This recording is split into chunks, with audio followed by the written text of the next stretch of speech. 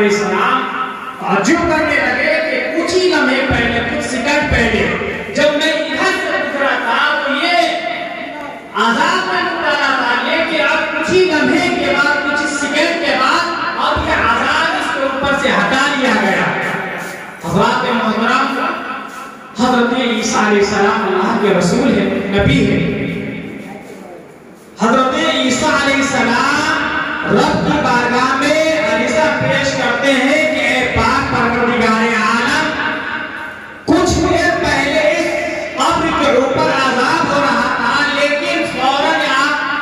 इसको अज़ाब से छुटकारा मिल गया, किस वजह से? तो हज़रत मोहतरम सुनिए, वो मुर्दा किस वजह से अज़ाब से निजात पा गया था, अज़ाब से रिहाई मिल गई थी, वो वजह सुनिए। अल्लाह तबारक व तआला का इल्हाम हुआ कि ईसा सुन, जब ये इंसान दुनिया में था और मरने के करीब आया तो ये इंसान अपनी जौजा यानी बीवी को, इसकी बीवी पेट से थी, इसके बीवी के पेट में बच्चा था, और इंसान जब मरने लगा तो ये इंसान ने अपने बीवी को वसीयत किया था कि अगर मैं मर जाऊं और जो भी औलाद अल्लाह तुझे दे, उस औलाद को तुम दीन की तालीम देना। जब ये इंसान मर गया,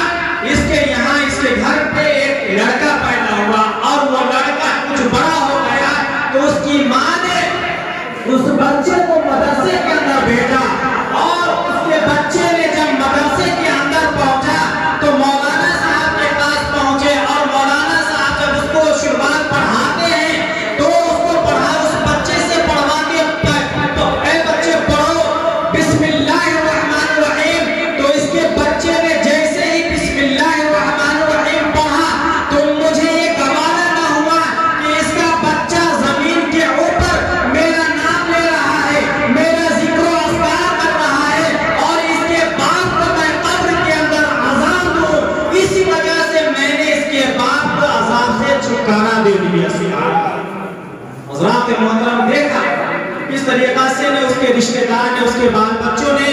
अल्लाह का जिक्र अस्कार किया, तो मुर्दे से कब्र, अज़ाबे कब्र से महफूज हो गया। तो हज़रत मोहतरम आप जितना देर इस महफिल में बैठे तो ये नेक कर ले कि हम इस महफिल में सुभान अल्लाह अल्हम्दुलिल्लाह कहेंगे, इसका सवाब अल्लाह तबारक व तआला मरहूम को पहुंचाए। तो हो सकता है कि मेरे जरिए से या आपके जरिए से मरहूम को जन्नतुल फिरदौस में आला से आला मकाम अता फरमाए। इन्हीं कलमात के साथ मैं अपना गुफ्तगू खत्म कर रहा हूं। अस्सलामु अलैकुम व रहमतुल्लाहि व बरकातहू।